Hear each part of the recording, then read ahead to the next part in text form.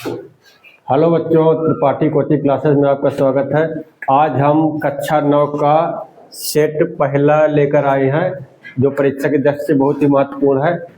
पहले सेट के question number पहला, दूसरा, तीसरा, चौथा, पांचवा करेंगे। 5 क्वेश्चन करेंगे, ठीक है। तो पहला क्वेश्चन है, सही विकल्प चुनकर लिखिए। पहला लिखा है 64 की घात में 1/2 का मान है। 64 की घात में 1/2 का मान, तो देखिए यहाँ 64 का गुणनखंड करेंगे अगर हम, तो 64 का गुणनखंड अगर करेंगे, 64 का गुणनखंड करने में क्या क्या आएगा। 64 अगर करेंगे, 64 का गुणनखंड करते हैं तो 2 से काटेंगे, 2 3 6, 2 दूनी 4, फिर सम संख्या 2 से फिर काटेंगे, 2 एकम 2, 2 छक्का 12, 2 अट्ठे 16, 2 चौको 8, 2 दूनी 4, 2 एकम 2। कितने 2 आते हैं? 1 2 3 4 5 6, 6 ठो 2, 2 6 बार आते हैं। और 2 की घात में 6 लिख देंगे। ये 2 6 बार आए हैं, तो जो संख्या आती है उसकी घात में जितने बार आती है उसको लिखते हैं। पहले से घात में कितना लिखा हो? 1/2, तो यहाँ लिख देंगे गुणा में 1/2। ये रहा आएगा, इसको आधार बोलते हैं, इसको घात बोलते हैं। 2 से 6 कट जाएगा, 2 एकम 2, 2 3 6, 2 की घात में कितना हो जाएगा? 3 हो जाएगा। 2 की घात में 3 कहीं दिख रहा है? नहीं दिख रहा है। 2 की घात में 3 का मतलब होता है 2 को 3 बार लिखना। 2 1 बार, 2 2 बार, 2 3 बार, 2 दूनी 4, 4 दूनी 8। इसका ऑप्शन नंबर ए 8 इसका आंसर आ जाएगा। इसको नोट करते जाना है। लिखा एक घात वाले बहुपद को क्या कहते हैं? एक घात वाले बहुपद को रैखिक बहुपद कहते हैं। एक घात वाले बहुपद को रैखिक बहुपद कहते हैं। अगर बोलता 2 घात वाले बहुपद को क्या कहते हैं, तो द्विघाती बहुपद कहते हैं। 3 घात वाले बहुपद बोलते तो त्रिघाती बहुपद कहते हैं। इनको भी नोट करते जाना है। एक घात वाले बहुपद को रैखिक बहुपद कहते हैं, 2 घात वाले बहुपद को द्विघाती बहुपद कहते हैं, 3 घात वाले बहुपद को त्रिघाती बहुपद कहते हैं। इसको भी नोट करना अलग से। आगे आते हैं, समकोण त्रिभुज में सबसे बड़ी भुजा क्या होती है? समकोण त्रिभुज में सबसे बड़ी भुजा होती कर्ण होती है। समकोण त्रिभुज में सबसे बड़ी भुजा कर्ण होती है। यह भी आ जाता है कि समकोण त्रिभुज में समकोण के सामने की भुजा कौन सी होती है? कर्ण होती है। कर्ण सबसे बड़ी भी होती है और समकोण के सामने की भुजा होती है। समकोण के सामने की भुजा कौन सी होती है? कर्ण होती है। और समकोण में सबसे बड़ी भुजा कौन सी होती है? कर्ण ही होती है। इसको भी अलग से नोट कर लेना है। आगे आता गोले का आयतन क्या है? गोले का आयतन, गोले का आयतन क्या होता है? 4/3 पाई आर क्यूब होते हैं। गोले का आयतन 4/3 पाई आर क्यूब होता है। तो 2/3 पाई आर क्यूब क्या होगा? अर्ध गोले का आयतन। किसका हो जाएगा? अर्ध गोले। किसको भी नोट कर लेना है। अर्ध गोले किसका है? अर्ध गोले का सूत्र है, अर्ध गोले का आयतन है। 4 पाई आर स्क्वायर क्या है? गोले का पृष्ठीय क्षेत्रफल है। क्या है? गोले का पृष्ठीय क्षेत्रफल है। पृष्ठीय क्षेत्रफल है, गोले का पृष्ठीय क्षेत्रफल। इसको नोट करते जाना है। ये अर्ध गोले का आयतन है, आयतन। इसको नोट करते जाना है। 4/3 पाई आर क्यूब किसका है? गोले का आयतन है। 1/3 pi r square h, 1/3 pi r square h. ये होता है शंकु का आयतन। शंकु का आयतन, शंकु का आयतन, शंकु का आयतन। अगर शंकु का आयतन बोलता तो ये है। इसको भी नोट करते जाइए। ये सब वर्ग 90 से 120 का वर्ग चिन्ह, वर्ग चिन्ह का सूत्र लिख लीजिए। ये आता है, वर्ग चिन्ह का सूत्र होता है वर्ग चिन्ह। वर्ग चिन्ह का सूत्र क्या होता है? इसको नोट कर लेना है, क्योंकि आता ही आता है। कभी कभी वर्ग चिन्ह के सूत्र पूछ लेता है। तो वर्ग चिन्ह बराबर ऊपरी सीमा प्लस निम्न सीमा, ऊपरी सीमा प्लस निम्न सीमा, निम्न सीमा ऊपरी सीमा प्लस निम्न सीमा बटे 2। ये सूत्र होता है वर्ग चिन्ह का सूत्र होता है, इसको नोट कर लीजिए। वर्ग चिन्ह का सूत्र होता है ऊपरी सीमा प्लस निम्न सीमा बटे 2। ऊपरी सीमा कौन सी है? ऊपरी सीमा ये है, निम्न सीमा ये है। ऊपरी सीमा बाद वाली होती है और पहली जो लिखा है तो निम्न सीमा है। ऊपरी सीमा है, निम्न सीमा। ऊपरी सीमा कितना? 120 प्लस निम्न सीमा कितना है? 90 बटे में 2 कर देंगे, जोड़ देंगे, इसको कितना हो जाएगा? 07 और कितना आ जाएगा?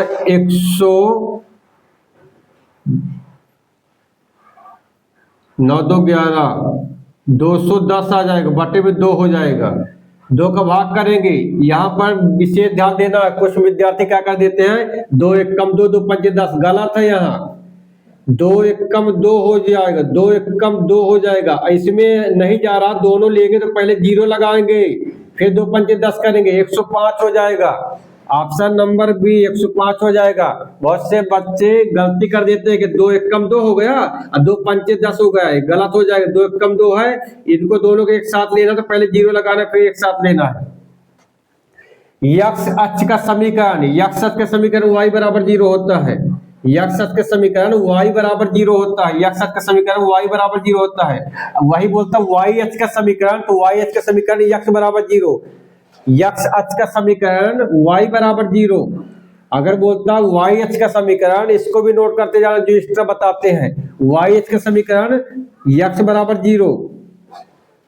इसके बाद अगले क्वेश्चन में जाते हैं। क्वेश्चन दूसरे में रिक्त स्थानों की पूर्ति कीजिए। 3x क्यूब में x क्यूब का गुणांक, x क्यूब का गुणांक क्या है? 3 है। x क्यूब का गुणांक 3 है। मूल बिंदु के निर्देशांक, मूल बिंदु के निर्देशांक 0,0 के रूप में होते हैं। 0,0। यदि 3x बराबर 24 है तब x का मान 3x बराबर 24 दिया है। 3x बराबर 24 दिया है, x का मान चाहिए तो 3 का पक्षांतर कर देंगे, तो x बराबर 24, गुणा में तो बटे में चला जाएगा, 3 का भाग कर देंगे तो 3 8 24, 3 8 24, 8 आ जाएगा। समांतर चतुर्भुज के दोनों विकल्प परस्पर खालिस्तान करते हैं, समद्विभाजित करते हैं, एक दूसरे को समद्विभाजित,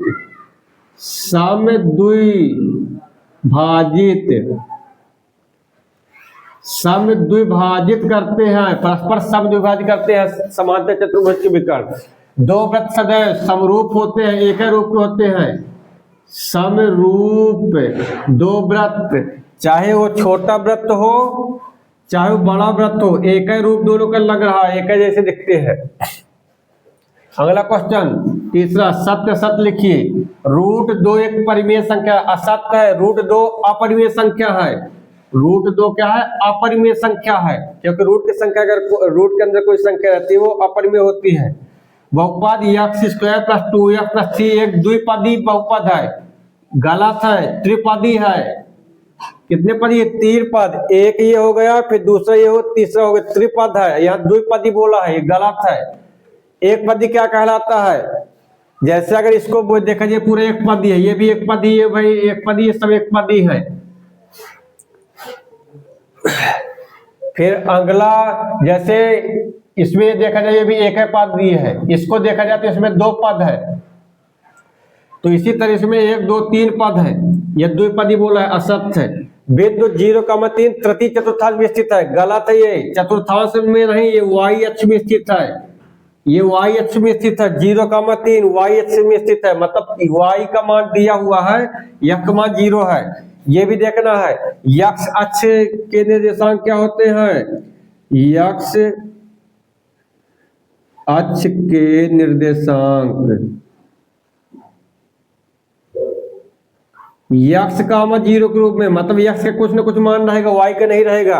वही y अक्ष के निर्देशांक बोलता, अगर y अक्ष के निर्देशांक बोलता तो 0, y के रूप के होते। और यहाँ चतुर्थांश से हम समझते हैं, प्रथम चतुर्थांश में प्लस है प्लस होता है, दोनों में संख्या रहेगी, द्वितीय में माइनस प्लस होगा, तृतीय चतुर्थांश में माइनस है माइनस, दोनों माइनस में होते हैं। चतुर्थ चतुर्थांश में x मान प्लस में, y मान माइनस में, ये चतुर्थांश में। अगर चतुर्थांश में होगा तो दोनों में संख्या रहेगी। लेकिन अगर यदि एक में 0 है, एक में कोई मान है, तो किसी अक्ष में हो, चाहे x अक्ष में हो चाहे y अक्ष में, तो ये y अक्ष में है क्योंकि y का मान दिया हुआ है। बिंदु 0,5 समीकरण y बराबर 5x + 5 का हल है। ये x का मान 0 y का मान 5 रख के चेक कर लीजिए कि इसका हल है कि नहीं, दोनों तरफ बराबर आ रहा है कि नहीं आ रहा है। x की जगह में हमको रखना है 0, y की जगह 5 रखना है। चलिए देखते हैं क्या लिखा हुआ है। समीकरण लिखा y बराबर 5x + 5x + 5। हमको क्या करना है, x के जगह पर रखना है 0, y की जगह 5 रखना है। y की जगह रखना 5 बराबर, यहाँ 5 है, कोष्टक में x की जगह में 0 रखना है +5। ये 5 है ही, ये 5 शून्य शून्य, ये शून्य हो जाएगा, वहां कितना बचेगा 5। दोनों तरफ बराबर आ रहे हैं, मतलब बिंदु ये इस समीकरण का हल है, सत्य है। किसी त्रिभुज में दो समकोण हो सकते हैं, किसी त्रिभुज में दो समकोण कभी नहीं हो सकते, क्योंकि त्रिभुज के तीनों अंतःकोणों का योग 180 अंश होता है। तो यदि दो कोण 90-90 के हो जाएंगे, समकोण मतलब 90 डिग्री का, किसी त्रिभुज के दो कोण 90-90 के हो जाएंगे, तो तीसरा कोण क्या करेंगे, तीसरा कोण तो एक भी नहीं बचेगा। और जब तीन कोण ही नहीं बचेंगे तो त्रिभुज ही कहां से कहलाएगा, वो त्रिभुज नहीं कहलाएगा। इसलिए किसी त्रिभुज में ज्यादा से ज्यादा एक समकोण हो सकता है, दो समकोण नहीं हो सकते हैं। किसी त्रिभुज में दो समकोण हो सकते हैं, नहीं हो सकते कभी भी। सिर्फ एक त्रिभुज में एक ही समकोण हो सकता है, दो समकोण हो जाएंगे। और हमको पता कि त्रिभुज के तीनों अंतःकोणों के योग 180 होता है, तो वहां पास तो दो त्रिभुज, दो कोण ही मिलकर 180 बना देंगे। तो तीसरा कोण क्या करेगा। इसलिए किसी त्रिभुज में दो समकोण कभी नहीं हो सकते, सिर्फ एक ही समकोण होगा। त्रिभुज के तीनों कोणों के योग 180 अंश होता है, सही है। त्रिभुज के तीनों अंतःकोणों के योग 180 अंश होता है, और चतुर्भुज के चारों अंतःकोणों के योग 360 अंश होता है। इसको भी अलग से नोट कर लेना है कि चतुर्भुज के चारों अंतःकोणों के योग कितना होता है, 360 अंश होता है। नंबर चौथा देखिए, पहला लिखा है यक्ष अक्ष के निर्देशांक। यक्ष अक्ष के निर्देशांक बता दिया गया था, यक्ष कामा 0, यक्ष अक्ष के निर्देशांक यक्ष कामा 0। अगर वाई अक्ष के बोलता तो 0 कामा वाई हो जाते, वाई अक्ष के 0 कामा वाई हो जाते, लेकिन यहाँ यक्ष अक्ष के निर्देशांक बोला है तो यक्ष कामा 0, यक्ष कामा 0। यक्ष को भुज भी बोलते हैं, यक्ष को भुज भी बोलते हैं, यक्ष को भुज भी बोलते हैं, भुज कामा 0। सरल कोण 180 डिग्री का, सरल कोण मतलब सीधी रेखा में बना कोण, सीधी रेखा में बना कोण 180 डिग्री का होता है। सरल कोण 180 डिग्री का। दो बराबर वृत्तों की त्रिज्या, जब दो बराबर वृत्त है तो बराबर होगी, दो बराबर वृत्तों की त्रिज्या क्या होगी, बराबर होगी। जब एक वृत्त इतना है और दूसरा भी इतना है, तो अगर इसकी त्रिज्या r है तो इसकी भी त्रिज्या उतनी होगी, r ही होगी, मतलब दो बराबर वृत्तों की त्रिज्याएं बराबर होंगी। तीसरा नंबर हीरोन का सूत्र, हीरोन का सूत्र under s, s minus a, s minus b, s minus c, वर्ग 10 से 20 का मध्यमान। मध्यमान का मतलब ही होता है वर्ग चिन्ह। अभी पिछले क्वेश्चन बताया गया है, चाहे मध्यमान बोले चाहे वर्ग चिन्ह बोले, एक ही होता है। क्या लिखा गया है, ऊपरी सीमा प्लस निम्न सीमा बटे 2। ऊपरी सीमा कितनी है 20 प्लस निम्न सीमा कितनी है 10 बटे 2, 20 10 30 बटे 2, 2 को भाग कर दो, कितना आएगा 15 आएगा। ये आ गया इसका आंसर। क्वेश्चन 5वां लिखा है, एक वाक्य में उत्तर दीजिए। एक बिंदु के विमाओं की संख्या, एक बिंदु के विमाओं मतलब होता है लंबाई चौड़ाई ऊंचाई। तो बिंदु की परिभाषा 5वीं यूनिट में पढ़ाया गया था। बिंदु ऐसा भाग जिसमें कोई लंबाई होती न चौड़ाई न ऊंचाई, कुछ नहीं होता है। तो इसमें विमाओं की संख्या कितनी होगी, कुछ नहीं, मतलब 0। एक बिंदु में विमाओं की संख्या एक भी ना होगी, 0 होगी। बहुपद 2 minus Y square minus Y cube plus 2 Y की घात 8 की घात, जो सबसे बड़ी घात का दिखती है, सबसे बड़ी घात दिख रही है 8, तो घात आ जाएगी 8। यही बोलता कि कितने पद है, कितने पदी है, 1 2 3 4 पदी है। अक्षों का प्रच्छेद बिंदु क्या कहलाता है, मूल बिंदु। अक्षों का प्रच्छेद बिंदु मूल बिंदु कहलाता है। रैखिक समीकरण में चर की उच्चतम घात 1, रैखिक समीकरण है तो उसमें चर की उच्चतम घात 1 होगी। दो घाती समीकरण होता है उसमें चर की उच्चतम घात 2 होती। त्रिघाती समीकरण होते तो उसमें चर की उच्चतम घात 3 होती, लेकिन यहाँ रैखिक समीकरण बोला है तो रैखिक समीकरण में चर की उच्चतम घात 1 होगी। पूर्ण कोण मतलब एक चक्कर में बना कोण, पूर्ण कोण पूरे एक चक्कर में बना कोण 360 डिग्री का होता है। पूर्ण कोण 360 डिग्री का होता है, इसको नोट करना है। किसी त्रिभुज में अधिकतम कितने अधिक कोण हो सकते हैं? अधिक कोण मतलब 90 से अधिक होता है। अधिक कोण होता है 90 से अधिक, 180 से कम। तो किसी त्रिभुज में अधिक कोण कितने हो सकते हैं? अधिक से अधिक एक हो सकता है, एक अधिक कोण हो सकता है। और समकोण भी बोलता तो किसी त्रिभुज में समकोण भी एक हो सकता है, और किसी त्रिभुज में अधिक कोण एक ही हो सकते, एक अधिक कोण हो सकते, उससे ज्यादा अधिक कोण नहीं हो सकते हैं। तो ये कंप्लीट हो गए। अगले वीडियो में हम दूसरा सेट लेकर के आएंगे, इसको नोट कर लीजिए।